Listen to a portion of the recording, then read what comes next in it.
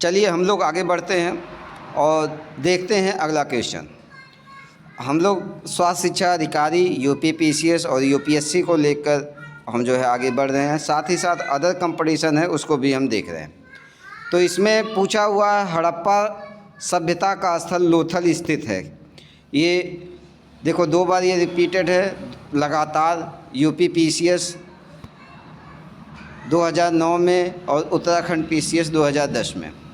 इसमें जो है कि हड़प्पा सभ्यता का स्थल लोथल स्थित है। कहाँ पर? तो इसका आंसर होगा गुजरात में। आप लोग जानते हैं कि ये बहुत ही फेमस गोदीवाड़ा था, हड़प्पा सभ्यता का स्थल था। तो इसका आंसर जो है कि आप गुजरात देख लीजिएगा। फिर है हड़प्पा संस्कृति के निम्नलिखित स्थलों में कौन सिंध में अवस्थित है? तो इसमें देखो दिया है हड़प्पा, दूसरा है मोहनजोदड़ो, तीसरा है चहुंदड़ो और चौथा दिया है आपका सुरकोटदा। तो आप लोग जानते हैं कि इसमें जो मोहनजोदड़ो है और आपका जो है चहुंदड़ो, ये 2 स्थल आपके कहाँ पर स्थित हैं? ये आपके सिंध क्षेत्र में अवस्थित हैं।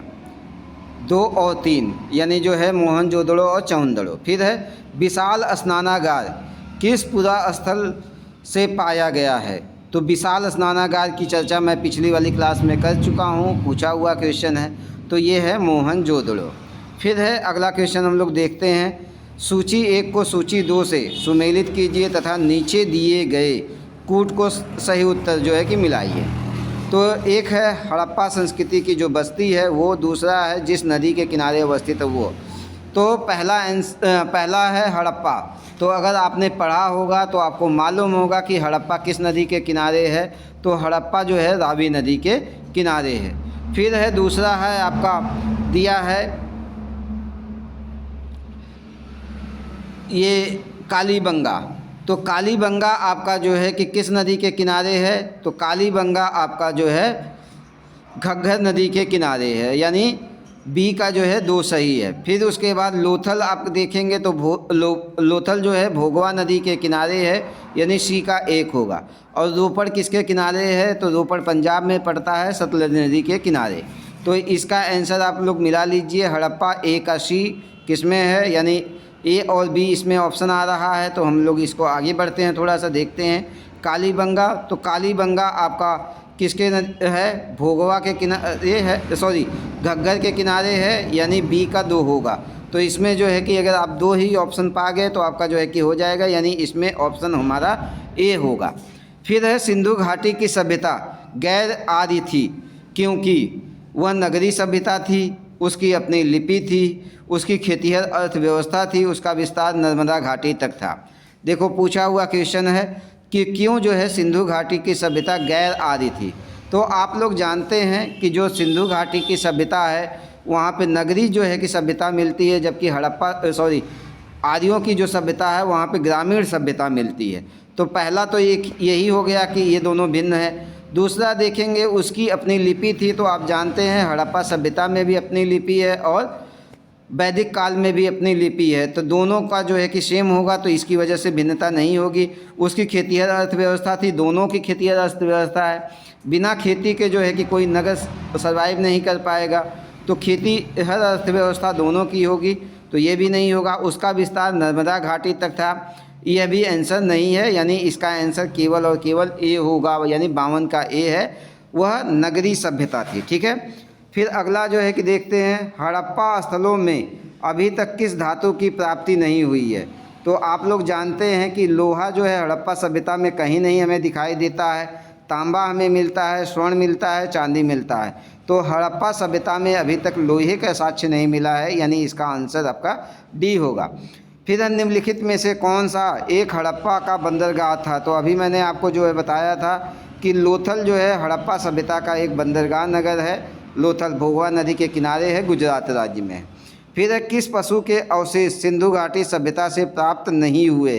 तो शेर, घोड़ा, गाय, हाथी। इसमें जो है कि 4 चीज़ें आपको दिया हुआ है, शेर, घोड़ा, गाय और हाथी। तो शेर के अभी तक नहीं प्राप्त हुए हैं, घोड़े के अवशेष मिले हैं, गाय के अवशेष मिले हैं, हाथी के मिले हैं। शेर का अभी तक नहीं मिला है, बाघ का मिला है, टाइगर का मिला है, ये ध्यान रखिएगा। आगे हम लोग देखते हैं 56 नंबर क्वेश्चन। सिंधु सभ्यता, सिंधु घाटी की सभ्यता के संदर्भ में निम्नलिखित कथनों का विचार कीजिए। ये प्रमुखतः लौकिक सभ्यता थी तथा उसमें धार्मिक तत्व यद्यपि उपस्थित था, वर्चस्वशाली नहीं था। ठीक है, तो एक ऑप्शन हम देखते हैं, कथनों पर विचार कीजिए। ठीक है, फिर है उस काल में भारत में कपास के वस्त्र बनाए जाते थे, ये बात सही है। कह रहा है उपयुक्त में से कौन सा अथवा कौन से कथन हमारे सही हैं। तो इसमें अगर आप देखोगे तो दोनों कथन हमारे जो है कि सही दिखते हैं कि यह प्रमुखतः लौकिक सभ्यता थी तथा उसमें धार्मिक तत्व था यद्यपि उपस्थित था, वर्चस्वशाली नहीं था, यानी ये वाला कथन सही है। और उस काल में भारत में कपास के वस्त्र बनाए जाते थे, सबसे पहले कपास हड़प्पा सभ्यता में ही खोजी गई है, यानी 1 और 2 दोनों सही है।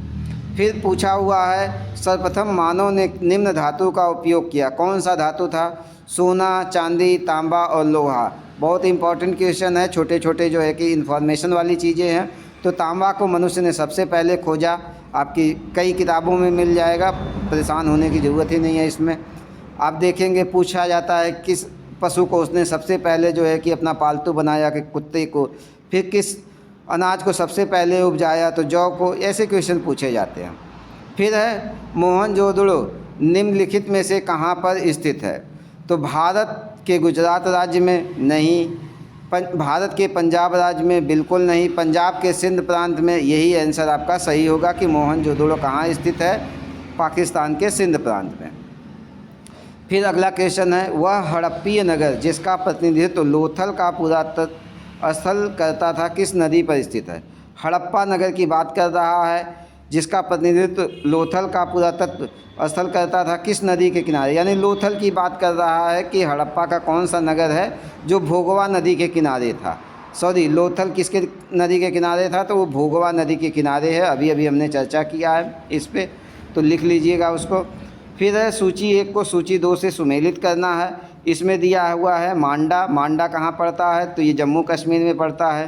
दायमाबाद, ये दायमाबाद कहाँ पड़ता है? तो महाराष्ट्र में पड़ता है।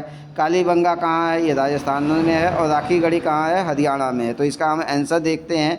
ए का मांडा यानी जम्मू कश्मीर सी होगा। ए का 3 देखते हैं, इसमें देखिए सी आंसर ही देखेंगे तो आपका लग जाएगा।